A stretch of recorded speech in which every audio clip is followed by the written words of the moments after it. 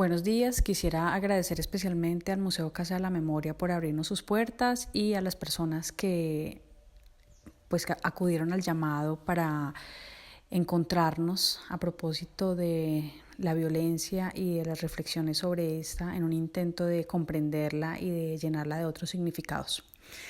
El nombre de mi ponencia es La violencia como estrategia biopolítica en la construcción de la nación colombiana. Según Michel Foucault y otros pensadores, la biopolítica es un fenómeno que comenzó a delinearse en el siglo XVII, por medio del cual el poder se hace cargo de la vida. La legitimidad que tenía el soberano de dar muerte se complementa ahora con un poder que se ejerce positivamente sobre la vida en un incitamiento, reforzamiento, control, vigilancia, aumento y administración meticulosa de la fuerza de los ciudadanos. Esto supone la invasión del cuerpo a través de innumerables tecnologías políticas, inaugurando el nacimiento de la población y el territorio como un problema económico y político de gobierno. Pese a su fuerza expansiva y productiva, la biopolítica implementada como forma de gobierno ha desembocado en una inexorable deriva hacia la destrucción y la muerte. Esa deriva tanatopolítica del poder, es decir, la amenaza de la política en convertirse en instrumento que potencia y produce oleadas de muerte, ha encontrado para muchos pensadores su figura paradigmática en el nazismo. Sin embargo, no podemos caer en un sesgo eurocéntrico y colonial al considerar el nazismo como el primer y más atroz campo de concentración, pues la esclavitud de los africanos en América fue uno de los primeros campos de gestión biopolítica de la muerte y la reducción del ser a su máxima vulnerabilidad. No podemos olvidar tampoco que el proyecto colonizador puesto en marcha por Europa ha sido el espacio donde la gobernabilidad tanatopolítica ha tenido su más larga presencia. La colonización española en el continente americano en el siglo XVI y las formas como se va allanando el camino para la instauración de la biopolítica en el continente. Les voy a hablar entonces de cómo se instaura la colonización española en el continente americano y cómo entonces se va tomando forma la biopolítica en América. Cualquier análisis de la biopolítica en Colombia es inseparable del análisis de las formas como se instaura la modernidad-colonialidad en el continente a partir de la conquista de América en 1492. El movimiento modernidad-colonialidad señala una serie de presupuestos cruciales, entre los cuales se comprende que la colonialidad es la contracara de la modernidad, así como también que el colonialismo impuso una relación asimétrica del poder en tanto establece un espacio epistemológico y político privilegiado nombrado como Occidente. La conquista de América en el siglo XVI es portadora de una serie de tecnologías de gobierno de la vida bajo las cuales se ejerce el derecho soberano de matar y se produce la primera mundialización del continente. Durante el periodo de la colonia es posible situar dos regímenes, uno soberano y otro colonial. En el primero, la corona española ejerce su derecho de hacer vivir a través de la gestión de las poblaciones colonizadas, pero también reduce la vida de los indígenas y esclavos a través de diversas prácticas, tales como misiones, encomiendas, trabajos forzosos, encierro, control de vientres, catequización católica, blanqueamiento racial, castigos y servidumbres.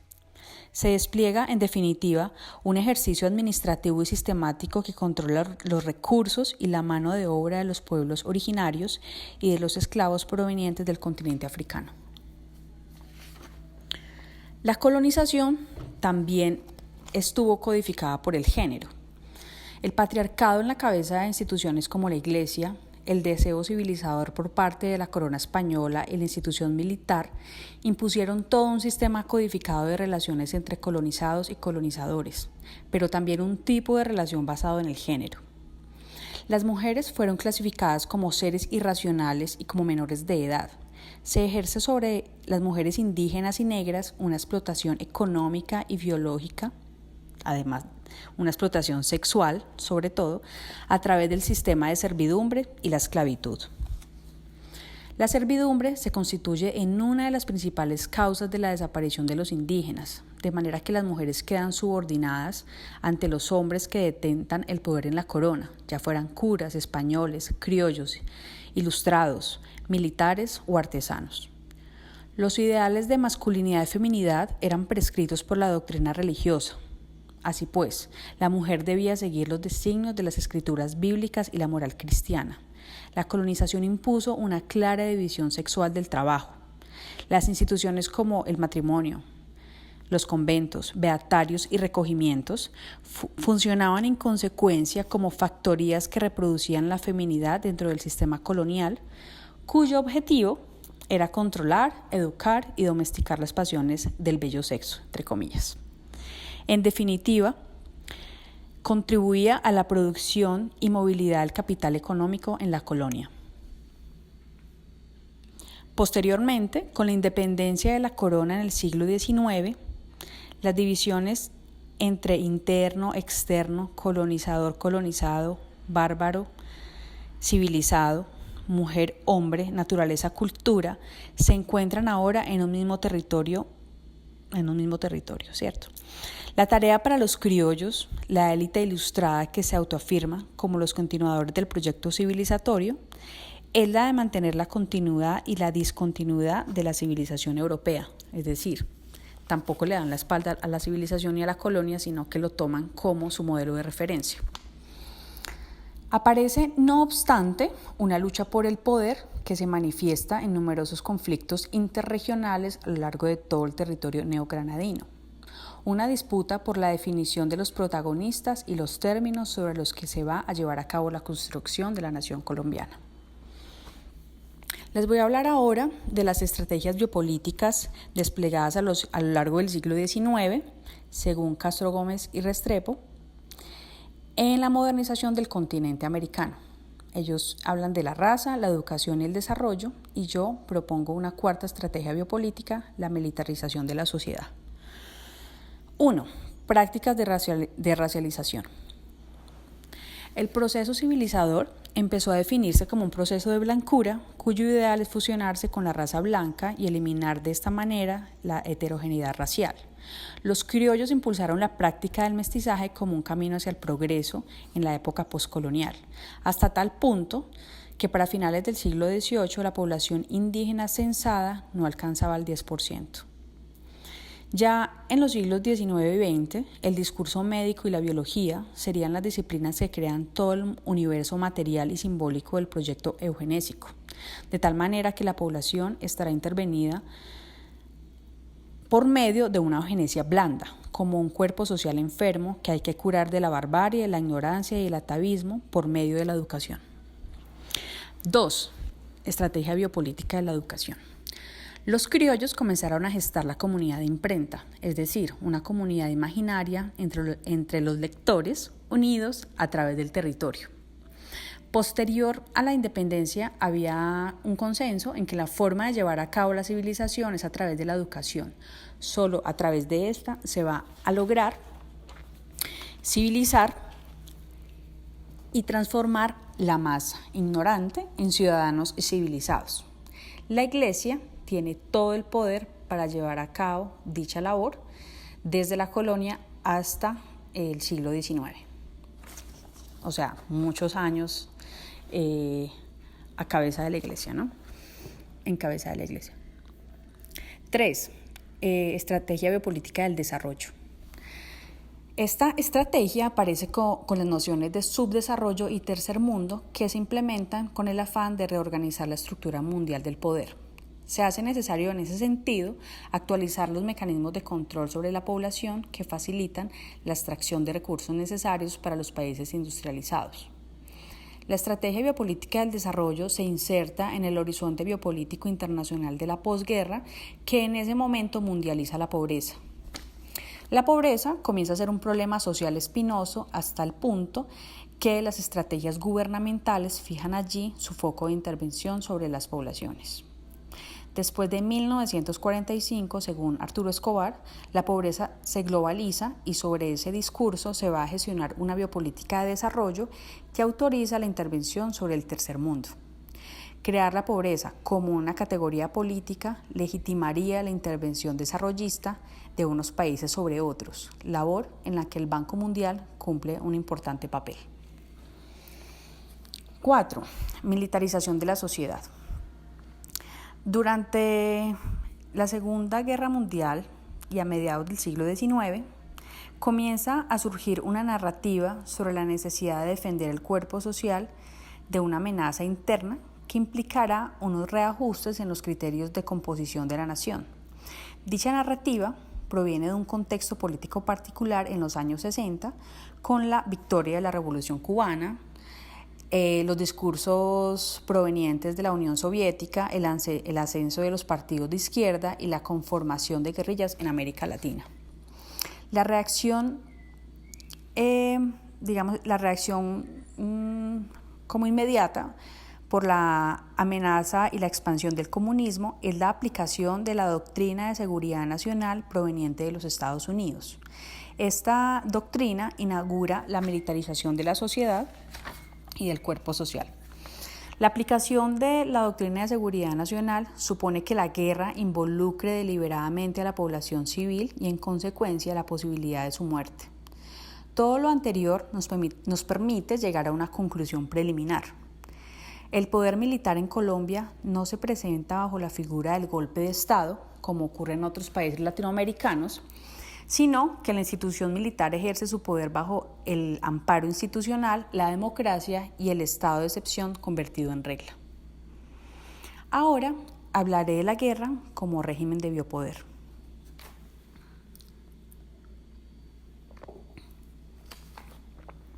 Colombia vive un momento, que algunos han llamado como posconflicto, después de firmarse un proceso de paz con las guerrillas de las FARC. Sin embargo, el poder se está reorganizando, los territorios están siendo testigos de una lucha por el poder. Y digamos que está tomando otras formas, ¿no? El poder está tomando otras formas y la violencia se está como reorganizando. Una de las razones más citadas por los estudiosos de la violencia en Colombia señalan que el acceso desigual a la tierra es uno de los factores que más ha influido en la producción de oleadas de violencia, así como también el fuerte carácter oligárquico y la estructura política bipartidista que ha sostenido el poder durante siglos. El conflicto social y armado, articulado a las lógicas neoliberales y al mercado global, nos muestra de qué manera la guerra se ha convertido en régimen de biopoder que no solo controla la población, sino que produce todos los aspectos de la vida social. La guerra funciona como un complejo dispositivo biopolítico que administra, produce, gestiona e intensifica la violencia con el objeto de controlar poblaciones, territorios, comunidades, subjetividades y reproducir todos los aspectos de la vida social. Este conflicto promueve la muerte. Hay desapariciones forzadas, desplazamientos, asesinatos, violaciones a mujeres, niñas y comunidad LGTBI, pero paradójicamente produce vida, relaciones sociales, afectos, cuerpos, informaciones, comunicaciones y subjetividades. Este carácter productivo, es decir, biopolítico de la guerra, es una de las razones que explican la duración del conflicto por más de medio siglo, en un circuito interminable de vida y muerte que se perpetúa a lo largo del tiempo. Las conclusiones a las que se llega en este estudio es que la violencia estuvo presente a lo largo de todo el proyecto colonial, que inicia en el siglo XVI y que continúa por más de 300 años por medio de un sistema jerárquico de igualdades y diferencias que terminaron legitimando la civilización y el genocidio. Las consecuencias sobre este régimen de representación violento sobre las poblaciones descubiertas se manifiestan en la imposibilidad de reconocer al otro en su diferencia y en un sistema brutalmente excluyente en el cual atraviesa la construcción de la nación colombiana y la nación como tal. Ya en el siglo XIX, la raza, la educación, el desarrollo y la militarización de la sociedad se interrelacionan para construir una nación fragmentada, fundada sobre los valores racistas, sexistas, patriarcales y excluyentes de la modernidad colonialidad. Así, la élite que ocupa los espacios de poder y disfruta de una posición privilegiada es conformada por una minoría blanca y masculina, mientras que los otros, sobre los que se construye la nación, ubicados en las márgenes, están representados por indígenas, negros, pobres y mujeres, es decir, la mayoría de la población colombiana. De manera que la violencia está inscrita en el poder, el cual es usado para terminar la tarea civilizatoria. Paradójicamente, durante la instauración de la democracia, es decir, la independencia de la corona española, en ese espacio de tiempo se producen múltiples conflictos interregionales, mientras que en el siglo XX y XXI la violencia alcanza su punto más álgido. 2 puntos álgidos podemos situar ahí. El primero, en la guerra fratricida, en la época conocida como la violencia, en la cual los antagonismos políticos entre liberales y conservadores están fuertemente relacionados con el deseo mimético de civilizar al otro. Y el segundo punto álgido es el reciente conflicto armado colombiano. Esta compleja red de dispositivos, prácticas y discursos sobre la vida de la población sientan las bases para uno de los conflictos armados más largos de América Latina y el mundo, que deja un sinnúmero de muertes, abusos sexuales, masacres, desapariciones forzadas, desplazamientos masivos de poblaciones, violación sistemática de los derechos humanos, en fin, un país devastado y cansado de luchar contra una oligarquía rancia y unas estructuras de poder inamovibles que evidentemente son violentas. Las explicaciones de la violencia en Colombia se centran esencialmente en factores económicos o políticos, siendo la pobreza, la desigualdad de ingresos, la debilidad del Estado y la exclusión política las principales causas. Sin embargo, estas hipótesis o explicaciones son, no dan cuenta de la complejidad de las relaciones de poder en Colombia. La hipótesis que sugiero entonces es que el conflicto social armado que se ha producido en este país es fruto de la instauración de un régimen biopolítico fundado en la violencia que es posible rastrear desde los inicios de la colonización española, atraviesa la construcción del Estado-Nación y se reinscribe en los modos actuales del poder global. Finalmente, Colombia escenifica muy bien las formas como se articula la economía mundo, la producción de subjetividades y recursos a escala global y sus consecuencias distópicas, es decir, la articulación entre la economía y la violencia armada, en particular en las luchas nacionales por el control del territorio y los recursos. Se hace visible el agotamiento de los modelos modernos, en la medida en que el desarrollo ha producido una oleada de desplazamiento, muerte, violencia y destrucción de los recursos en el continente suramericano de manera salvaje. Colombia es un país que cuenta con una riqueza biológica, genética y cultural que la convierten en el blanco de la geobiopolítica mundial, en el cual la guerra se convierte en régimen de biopoder que dispone, administra y dispone las condiciones para que la explotación sobre este país se produzca. Muchas gracias.